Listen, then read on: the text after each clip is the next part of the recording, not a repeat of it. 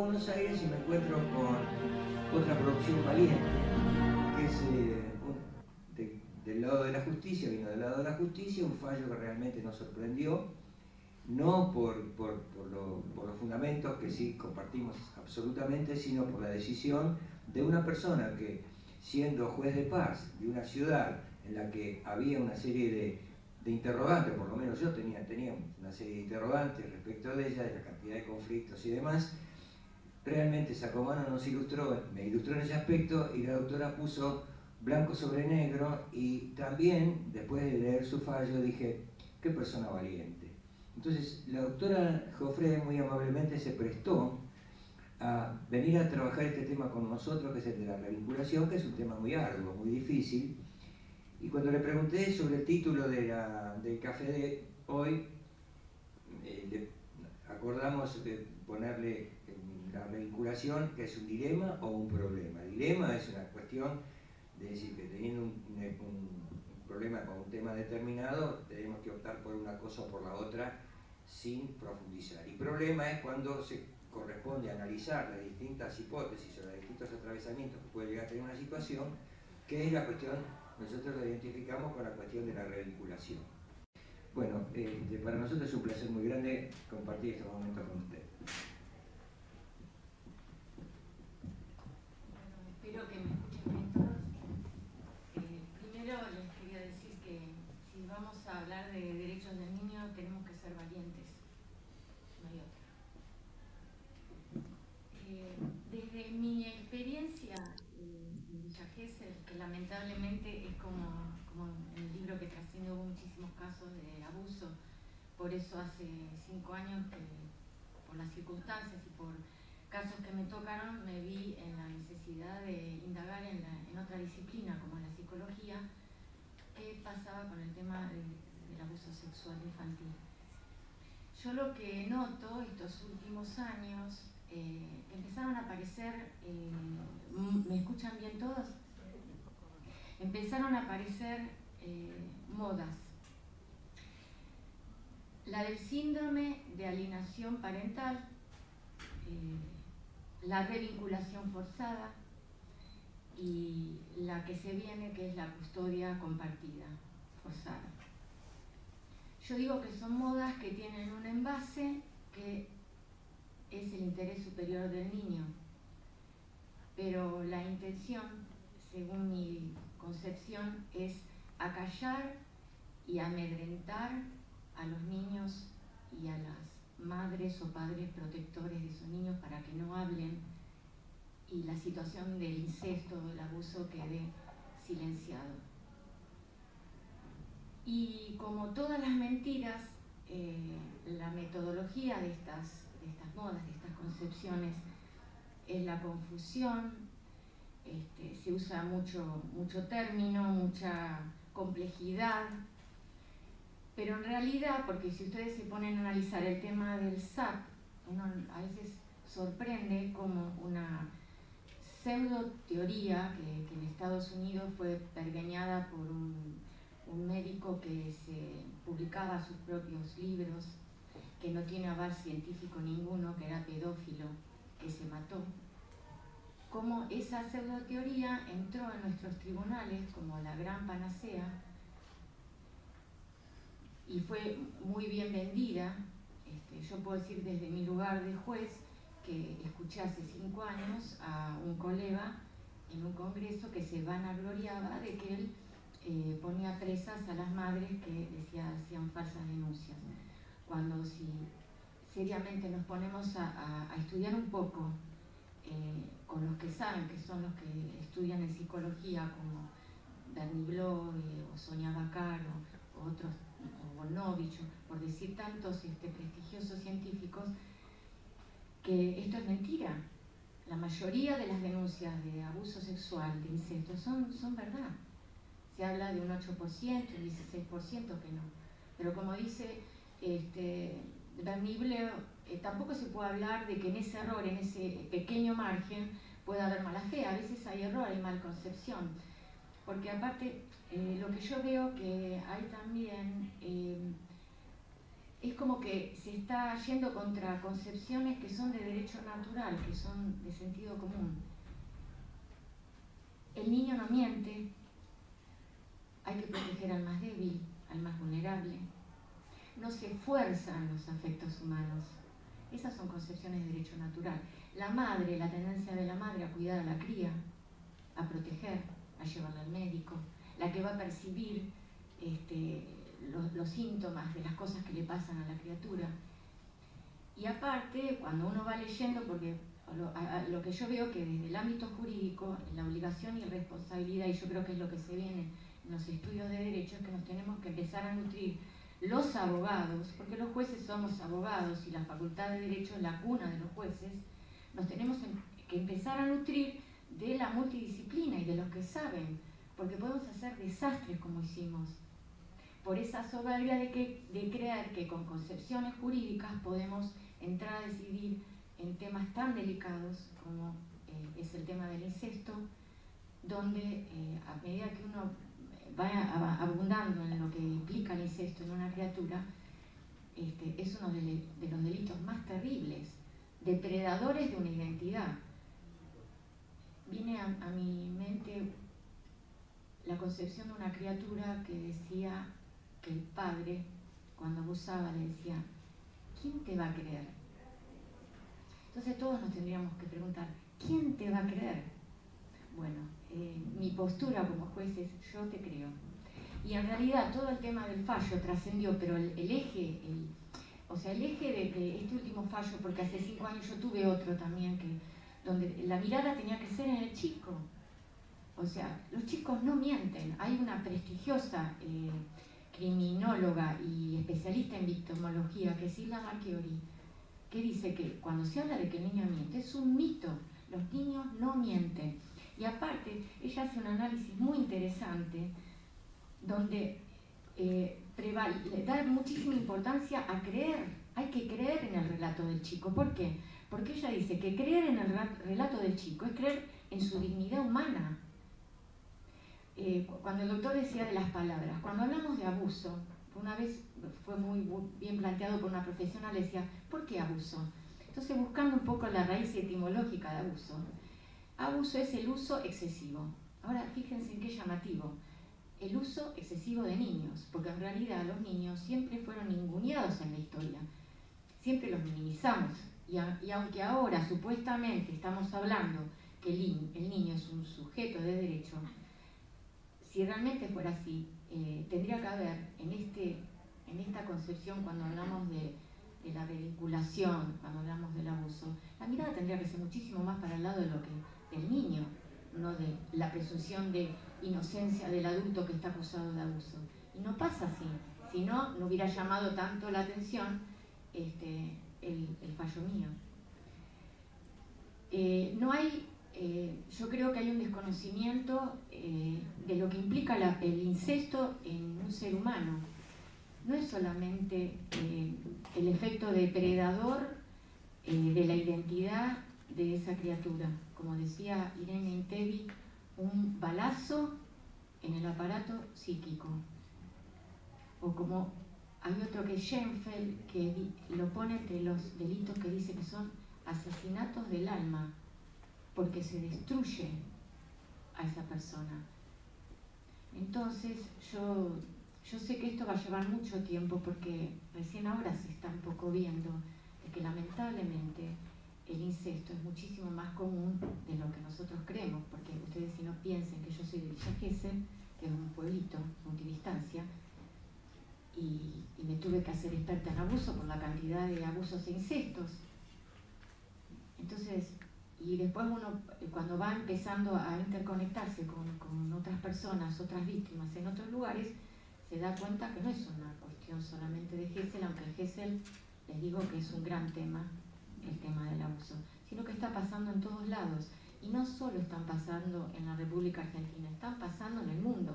Y por eso yo tengo la convicción de que por algo uno de los delitos de lesa humanidad más redituables, que son la prostitución, la pornografía infantil, la pedofilia, ¿por qué tiene tal negocio? Y porque está lleno de adultos pedófilos. Entonces, ¿cuál es la conclusión? Que si hay muchos adultos pedófilos, entonces también tiene que haber supuestamente una red de contención, que esto no salga muy a la luz. Entonces yo pienso que esto, nosotros recién lo estamos hablando y es muy importante que se tenga conciencia, y me parece que es muy importante que desde el Poder Judicial, no solo los jueces, los abogados, los asesores de menores, los servicios locales, uno lo que ve desde la cuestión judicial, que hay un desfasaje de defensas. O sea, yo lo que veo que desde el lado de las denuncias de incesto, que generalmente la mayoría de los acusados de incesto tienen buenos abogados, generalmente son particulares. Del otro lado, desde el lado de las madres y las criaturas, cuando se hace la denuncia de incesto dentro de un proceso civil, son defensores oficiales. ¿Y qué pasa con eso? Que bueno, con suerte, por ejemplo en GESE nosotros tenemos lista de abogados y los defensores oficiales son al que le toca, ¿no? O sea, va a tener un defensor. Ahora eso no implica que haya por ahí, puede tener la suerte o no que esté capacitado, porque hay que estar capacitado para defender a los chicos en estas situaciones, no puede cualquiera. Pero ustedes piensen que en ciudades grandes, me imagino que será un terrible drama. Inclusive pienso que debe haber defensores oficiales con mucha capacitación y muchas ganas, pero que por la saturación de su trabajo no creo que puedan estar muy encima de estos expedientes, donde yo también observo que en los procesos, de parte de ellos, tienen una actitud muy activista. Me encantó hay una española que es una psiquiatra, que es Consuelo Barea, que ella escribió un libro que recomiendo ampliamente, que es el del SAP, el pretendido síndrome de alienación parental. Bueno, Consuelo Barea ha hecho una trilogía, todavía no está acá, donde ella hace un análisis del tema del otro que digo que es lo que se viene, la custodia compartida obligada, donde ella dice que los abusadores en los procesos son acosadores legales. Y me pareció que esta es muy buena la definición, porque es así. Porque desde el lado del juez puedo decir que en general son expedientes muy engorrosos, constantemente activos, no solo porque se denuncie y contradenuncia, sino porque la actitud y la estrategia de los abogados, de ellos, es básicamente agresiva. Y de parte porque nosotros más que hablar de la madre como protectora, porque aparte hay otra ficción, en mi modesto entender, que se dice como que la madre le llena la cabeza porque a ella le conviene, porque por los alimentos, por el régimen de visitas y demás. Cuando yo creo que también eso está yendo contra un concepto de derecho natural, que es cuál es la reacción de una mujer cuando su hijo le dice a destiempo, porque generalmente los chicos las cosas que le duelen no las cuentan en horario de día, o como dice Volnovich, no es que van a hablar cuando uno le dice, bueno, ahora habla, contá. Lo cuentan cuando ellos les salen.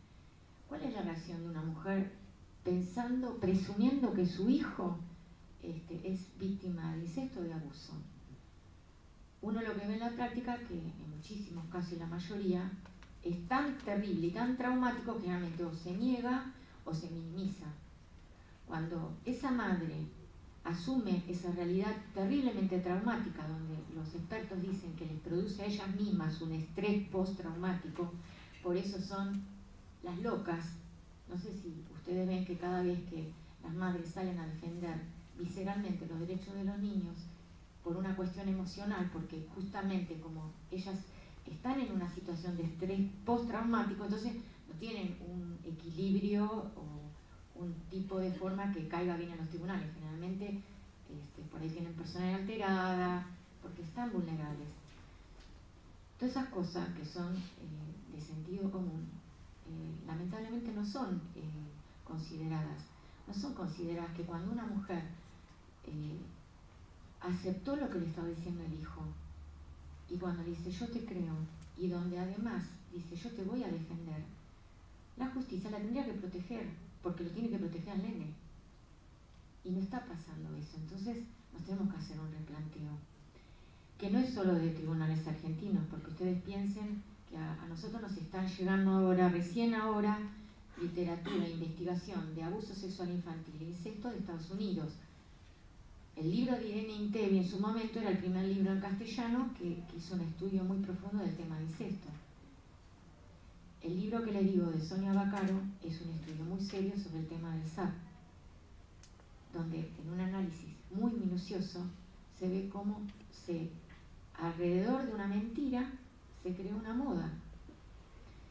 Por eso, yo otra cosa que veo, o sea, así como ellas cuando protegen y los niños, porque el tema cuando uno ve en la madre, en realidad está mirando al niño, el niño que habló, y el niño, porque ustedes vean que en el proceso el niño a veces puede hablar en una primera instancia con la madre, pero después el niño va a hablar con una psicóloga, la psicóloga privada, o se le va a notar en gestos que se analizan, indicadores, porque partamos de la base que es un delito, que no hay testigos y que de un lado hay una víctima y del otro lado hay un victimario.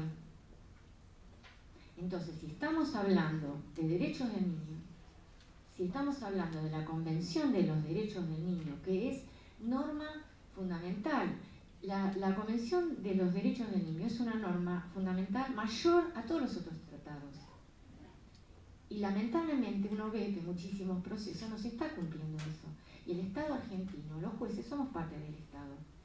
Entonces, cuando no estamos cumpliendo eso, cuando no estamos respetando los derechos del niño, nosotros como Estado estamos faltando a la suscripción de la Convención de los Derechos del Niño y de todos los tratados internacionales que suscribimos y nos obligamos. Lo que pasa que cuando yo les hablo del desfasaje de la defensa, es que el niño generalmente puede tener un defensor oficial a través de la madre protectora o el padre protector, pero generalmente es muy difícil que vaya a instancias extraordinarias como Suprema Corte, y ni hablar de tratados de cortes internacionales, porque lo que uno también ve que todavía las ONG o organismos que actúan en derechos humanos no han visto la dimensión del derecho humano afectado de los niños, que es de igual envergadura que la tortura del proceso militar. Por eso me pareció muy interesante el análisis que hace Santos, el perito forense, cuando relaciona la revinculación a la reconciliación. Y él dice que así como nos hablaban de la reconciliación, pero sin reconocimiento del error o del asesinato o de la culpa, en la revinculación, por lo menos en el proceso, y eso lo dicen los que estudian, nunca el abusador reconoce que abusó, lo mismo que nunca reconoce el que es violento que es violento. Entonces, ¿cómo podemos hablar de revincular si primero no hay una aceptación de un error y decir, bueno, yo voy a rever, sí? Lo que pasa que, eso también lo dice Cecilia López, de que el abusador es básicamente mentiroso y soberbio. Y hay otra concepción de un norteamericano que me pareció sumamente interesante, que es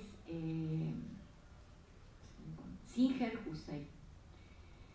Singer Hussey dice que los abusadores sexuales infantiles son sofisticados, calculadores y pacientes. Y yo agregaría, lo que veo, son sumamente inteligentes como para manipular en los procesos judiciales. Lo que está faltando también en la justicia argentina y sobre todo en la provincia es un ombudsman, un defensor del niño, un ente autárquico que nos controle a los jueces y a todos los operadores judiciales en los procesos donde se está revictimizando a los chicos. ¿Cómo puede ser posible que a los chicos se los cite a declarar un montón de veces? ¿Cómo puede ser posible que uno sepa que inclusive hubo chicos que han declarado con la constancia de las cámaras Gesell y han dicho situaciones de abuso y el adulto hace interpretaciones minimizando lo que el chico dice claramente? Entonces, empecemos a desenmascarar las mentiras y vayamos al fondo, porque así como en esa soledad de la situación de incesto, donde esa criatura es abusada por un adulto que sabe y que le va a decir, ¿quién te va a creer a vos? Porque para el abusador, la criatura es nada. Cuando nosotros hablamos de interés superior del niño, el niño como sujeto, yo tengo la postura personal que cuando se está revictimizando, como se está revictimizando en los procesos judiciales, cuando estamos sobredimensionando en terminología situaciones que realmente son forzadas hacia la voluntad del niño, esa es mi concepción, como la revinculación forzada, como el objeto, que el niño no siente, que el niño miente, que el niño no puede hablar y no puede ser respetado en lo que dice, que al niño le puede llenar fácilmente la cabeza a cualquiera. Cuando, por ejemplo, en la provincia de Buenos Aires se instrumentó el defensor del niño, pero no se reglamentó, en los hechos, ¿qué significa? Que no hay control. Porque si uno como juez o uno como abogado del niño, como asesor, uno ve situaciones donde claramente se están violando derechos del niño y se los está revictimizando y se les toma declaraciones en la fiscalía delante de un montón de gente y se los interroga como adultos y uno no tiene a quién denunciar eso, entonces hay un vacío. Como también creo que tendría que haber un derecho del niño a tener defensas para poder recurrir a todas las instancias, no solo a la instancia ordinaria y a la de la Cámara, sino que tendrían que tener la posibilidad de tener defensas gratuitas para recurrir a la Suprema Corte, a la Corte Suprema y también a los organismos internacionales. Porque hay otra situación que todavía no se quiere vincular, que es la relación entre el abuso sexual infantil y la violencia de género. Violencia no es solamente violencia física, es violencia psicológica. Y por eso muchas veces, muchas de estas madres que hacen las denuncias de incesto, ellas de por sí también son mujeres con muy baja autoestima. Uno lo que puede ver en la práctica es que o son las locas, o sea, mujeres emocionalmente incontrolables o que parecen que están siempre nerviosas, pero es por el estrés postraumático, o las otras que son, como uno lo ve a veces en los chicos que fueron víctimas de abuso, con miradas muertas, como que no tienen ya energía, parecen apáticas, y no es apatía, es cuando se bajó un subsuelo de una situación de dolor. Porque aparte hay que entender que no debe haber impotencia mayor que querer proteger a un hijo, recurrir a la justicia y ser castigada. Por eso creo que es muy importante que se hable de esto, por eso creo que hay que ser valiente, porque los niños lo que necesitan de los adultos es valentía, autenticidad. Las cosas tienen que ser mucho más sencillas.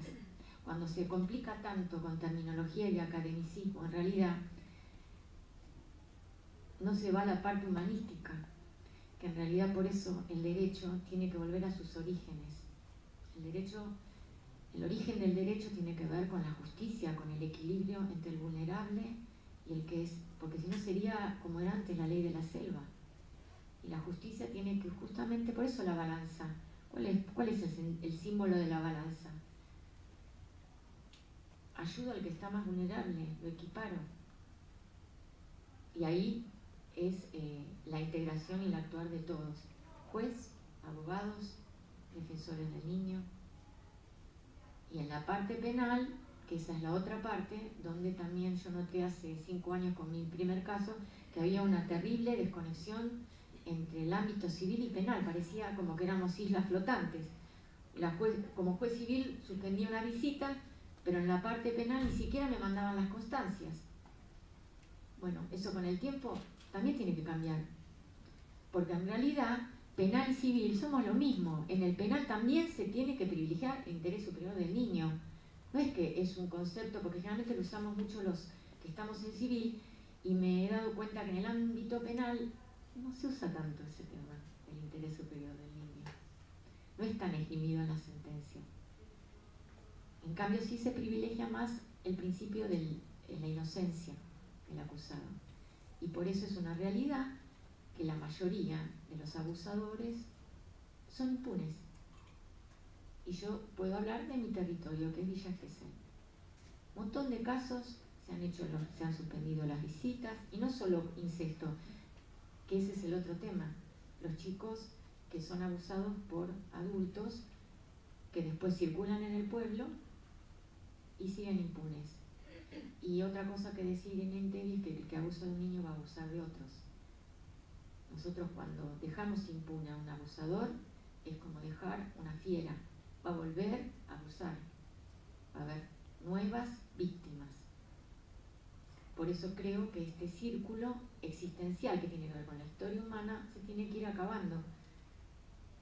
Y ese es el desafío de cada uno en el rol que le toca. Desde mi punto, mi pequeño espacio de poder circunstancial, porque hoy soy juez, pero no sé si seguiré siendo. Pero bueno, yo tengo una responsabilidad que mientras yo estoy en este rol, yo tengo que hacer valer el derecho humano de los chicos en los procesos judiciales y buscando todos los elementos que la justicia tiene, y hay normas espectaculares. Eso, bueno, yo hace muchos años descubrí el libro del doctor Rosanqui, que también fue fundamental, donde dice que están, las normas están, todas las normas están. Hay convenciones y no solo normas internacionales, sino también hay resoluciones de la Corte Interamericana que son espectaculares. El juez Trindade hace unos análisis espectaculares, o sea que por eso me parecía bien cuando el doctor Raffo decía la revinculación, un dilema. Yo lo consideré como que sí, un dilema, porque siempre hay una ideología, y el que dice que en realidad es por el derecho, no, es porque tiene una ideología. Y la ideología puede ser o en pos de los derechos del niño, o protegiendo al abusador, o defendiendo una estructura patriarcal. Porque cuando se habla de patriarcal, no estamos hablando de una cuestión simplemente hablar de feminismo, como se quiere minimizar. Patriarcal porque el derecho empezó con la concepción del pater familia. El pater familia era el dueño de la mujer, de los chicos, del ganado, de los esclavos. Cuando se habla de romper con el sistema patriarcal, es porque hay que romper con ese sistema donde el poder estaba en el pater, como también el poder está, porque en mi mismo rol de juez también se aplica ese tema. El juez no es una autoridad soberbia que sabe todo y va a poder disponer de la vida de los niños sin ningún tipo de concientización, capacitación, responsabilidad. No es así. Por eso, cuando hablamos de que se tiene que quebrar el sistema patriarcal y que la justicia tiene que tener una mirada de género, es porque justamente tiene que haber una mirada con sensibilidad humana por las partes más vulnerables de la sociedad, que son mujeres víctimas de violencia y niños maltratados, abusados, dentro de las familias o fuera de las familias. Yo no sé si ustedes saben que, para concluir en realidad, el SAP de Gardner, su primera actuación, el maravilloso Gardner, hubo en un caso donde uno de los hijos de ese caso, donde él le aplicó su teoría del SAP, ese chico se suicidó. Se llamaba Nathan Grieco, tenía 16 años. Y en este libro, esto está en el libro de Sonia Bacaro, él le dejó una nota cuando se mató. Y en la nota él pone: ¿quién soy yo? Esta es una pregunta que me he hecho a mí mismo durante algún tiempo. Muchas cosas sobre todo malas, han pasado en mi vida. Han sido tantas que me llevaría 2 vidas enteras a escribir sobre ello. Otra tortura en mi vida. Hace 8 años mis padres se divorciaron y mi padre nos echó de la casa. Aquel suceso nos obligó a mudarnos aquí, ya que nosotros no teníamos ningún otro lugar donde ir. Incluso ahora, 8 años más tarde, él todavía nos acosa en la corte, con una causa judicial tras otra. Hay más historias como las 2 que he relatado, pero no tengo el tiempo o la cordura para continuar.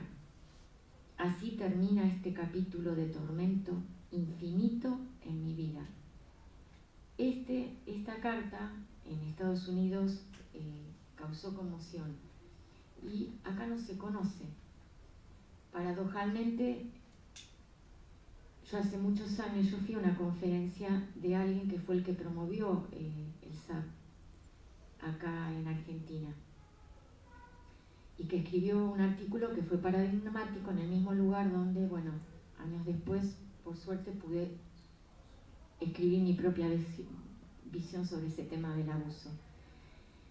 Y esta persona, me acuerdo que se vanagloriaba de que en lugar de trabajo tenía juguetes y que jugaba en el piso con los chicos. Entonces en ese momento me acuerdo que pensé, todavía no se hablaba del SAT, pero decía, digo, ¿por qué nos vamos a quedar en la forma? ¿Que respetar al chico es tirarse en el suelo y jugar? ¿O por ahí es otra cosa? Porque a veces me da la idea que a veces uno lo ve en otras audiencias donde cuando uno le habla al niño, como uno que hay que hablarlo, mi amor, chiquito y todo, pero en realidad sin respeto, porque yo te pregunto, minimizo en el diálogo, pero en realidad yo desconfío de lo que vos decís. Eso no es escuchar al chico. Tenemos que rever la postura de respeto al chico, al niño, y desenmascarar todas estas manipulaciones pseudocientíficas, y por eso en este momento realmente me preocupa el tema de lo que también se está promoviendo, que es el de la custodia compartida forzada. Espero que, bueno, lo que yo estoy en este momento, que es una oportunidad para poder expresar lo que siento, sirva en realidad para el debate, para cuestionar. Pueden no estar de acuerdo, pero me parecía que yo tengo que decir lo que siento de estos 17 años como juez y 30 años como abogada, y sobre todo porque en realidad lo que me mueve es un profundo amor por la causa de los chicos. Y yo voy a decir lo que creo desde este lugar que me tocó, que es de juez. Después, no sé. No más.